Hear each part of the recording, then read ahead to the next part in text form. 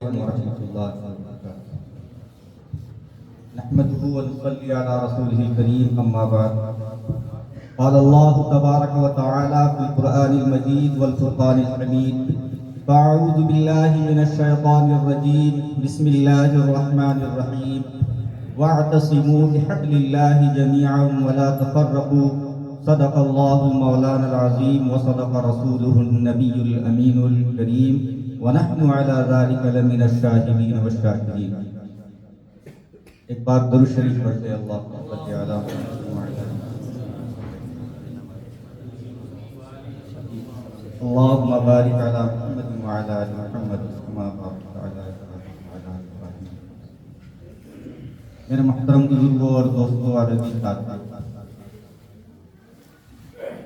ابھی ہم سے پہلے بہت سارے علماء کرام اس تنظیم اتحاد علماء کے اغراض و مقاصد اور ان کے اصول اور ضوابط کو آپ کے سامنے بہت تفصیل سے رکھ رہے تھے. یقیناً اس میں امت کی کامیابی دکھتی ہے. اللہ سے دعا ہے نیک دلی کے ساتھ اس پر قائم اور دائم فرمائے. میرے محترم بزرگوں اور دوستوں اور عزیز ساتھیوں، ایک تو پہلی بات یہ ہے کہ جب تک کہ انسان علم سے آراستہ نہیں ہوتا، جو انسان علم کو حاصل نہیں کرتا، اللہ کے رسول صلی اللہ علیہ وسلم نے ارشاد فرمایا ہے کہ نہ وہ اس دنیا میں کامیاب ہے نہ وہ آخرت میں کامیاب ہے. اس کی اگر کامیابی دنیا اور آخرت کی چاہیے تو اس کے لیے ضروری ہے کہ وہ علم کو حاصل کرے. اب ہمارے بھی علم ایسا گولا بن کے آ گیا کہ بات سمجھ میں نہیں آتی کہ علم ہے کیا. اللہ کے رسول صلی اللہ علیہ وسلم نے ارشاد فرمایا العلم ثلاثہ آیت محکمہ او سنت قائمہ او فریضۃ عادلہ وما کان سوا ذلک هو فضل او کما قال علیہ الصلوۃ والسلام. اللہ کے رسول صلی اللہ علیہ وسلم نے ارشاد فرمایا کہ علم صرف تین ہے. وہ ایک قرآن کا علم، دوسرا حدیث کا علم، اور تیسرا قرآن اور حدیث سے علماء کرام نے جو مسائل کا علم ہمارے سامنے رکھا. یہی صرف تینوں علم کا ذکر اللہ کے نبی صلی اللہ علیہ وسلم نے کیا. اب ہمیں ایک ڈاکٹر کی ضرورت ہے، ایک انجینئر کی ضرورت ہے. اب ہمارے پلے یہ پڑ رہا ہے کہ وہ بھی ایک علم ہے. اللہ کے نبی صلی اللہ علیہ وسلم نے اس کے لیے فرمایا وما کان سوا ذلک هو فضل، کہ ان تینوں علموں کے علاوہ جتنے بھی علم ہیں جسے تم علم کہہ رہے ہو وہ علم نہیں بلکہ زائد ہیں. اسے اس طرح سے اگر ہم سمجھنے کی کوشش کرتے ہیں کہ اگر کوئی ایک انجینئر ہے، وہ گھر کی تعمیر کرتا ہے، تو یقین جانیے کہ وہ ایک تجربے کا علم ہے.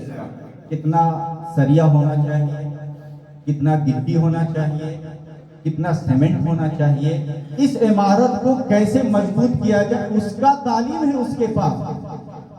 اس کا قرآن اور حدیث سے کوئی تعلق نہیں. ایک ڈاکٹر ہے، ڈاکٹر ہمارے پلے میں یہ پڑ رہا ہے کہ بس ایک وہ علم ہے، اور ہم نے دینی علم کو چھوڑا اور وہاں پہ جا کر جھونکے جا رہے ہیں. ہمیں ضرورت ہے یہ سب چیزوں کی، لیکن دوسرے مقاصد سے. وہ ہماری ضروریات میں سے ہیں، ہمارے مقاصد میں سے نہیں ہیں. جیسے میں یہ کہہ رہا تھا کہ ایک ڈاکٹر ہے، ڈاکٹر کے پاس آپ اگر علاج کے لیے جاتے ہیں تو وہ ایک تجربے کا علم. اللہ کے نبی صلی اللہ علیہ وسلم نے اس لیے کہا کہ اگر کوئی بیماری لے کر اس کے پاس جاتا ہے تو وہ اپنے تجربے سے کون سی دوا اس کو دینا ہے وہ دیتا ہے.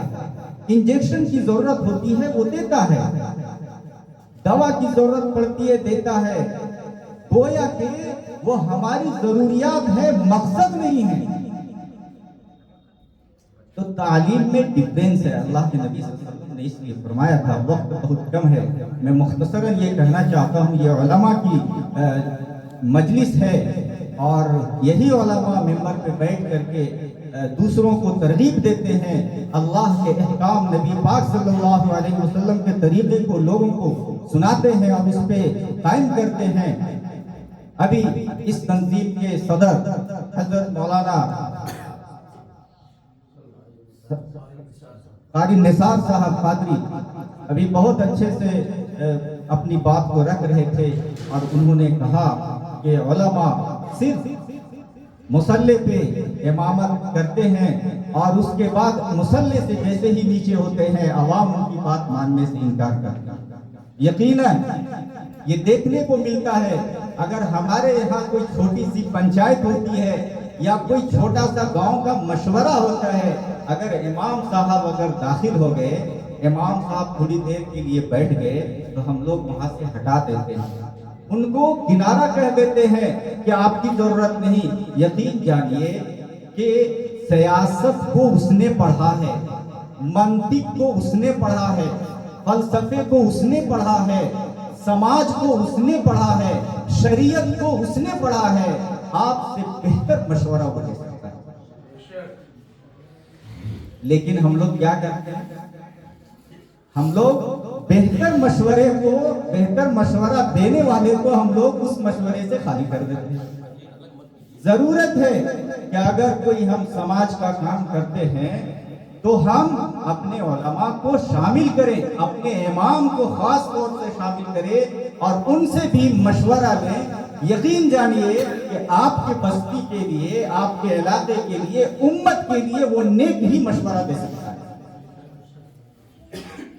ابھی آج سے پہلے ہم لوگوں کے بیچ میں تھوڑا دین سے ہٹ کے علماء کی جانب میں بات کر رہا ہوں کہ دنیا میں NRC لاگو ہوئی, NPR آیا, کتنے لوگوں نے آواز اٹھائی. ہم بہت گھبرائے ہوئے تھے اور ہم لوگ سب مسلمان پریشان تھے کہ NRC آ گیا, NPR آ گیا. ہم اپنی آواز کو سرکار تک کیسے پہنچا سکتے, ہمارا کون سننے والا ہے. ہم خوب گلا شکوہ کر رہے ہیں تو اپنے ہی گھر تک, اپنے ہی بستی تک, اپنے ہی ضلع تک, اپنے ہی راج تک, جہاں سے فیصلے صادر ہو رہے ہیں وہاں تک ہماری بات نہیں پہنچ پا رہی ہے. یقین جانیے کہ جتنی ملک میں پارٹیاں تھیں سوائے ایک پارٹی کے, تمام پارٹیوں نے اس پہ مہر لگایا اور اس کو مانا, جس سے اقلیت, دلت اور پچھڑے سماج کے لوگوں کا خاصا نقصان ہے. اس میں حضرت مولانا ابرار الحق صاحب رحمت اللہ علیہ کانگریس پارٹی سے MP کے ممبر تھے, پارلیمنٹ کے ممبر تھے. اسرار الحق صاحب وہ ممبر آف پارلیمنٹ تھے, وہ کانگریس سرکار سے تھے. جب اس بات کا انہیں علم ہوا تو سرکار نے بھی ان پہ دباؤ ڈالا اور ان کو روکا. یقین جانیے کہ وہ علماء تھے, پڑھے لکھے تھے, وہ نہیں جا سکے, اپنی رائے کو نہیں رکھ سکے, لیکن انہوں نے اپنی اس پارٹی سے استعفیٰ دے دیا. باضابطہ ان کا ایک ویڈیو جاری ہوا جو ہم لوگوں نے چشم دید دیکھا ہے اس ویڈیو کو اور اس میں سنا. انہوں نے صاف طور سے پارٹی سے انکار کیا اور استعفیٰ دیا. تو علماء ایسے ہوتے ہیں جس میں دیکھتے ہیں کہ امت کا خاصا نقصان ہے تو وہ اپنی رائے کو دین اور اسلام کے مطابق رکھنا چاہتے ہیں اور کام کرنا چاہتے ہیں.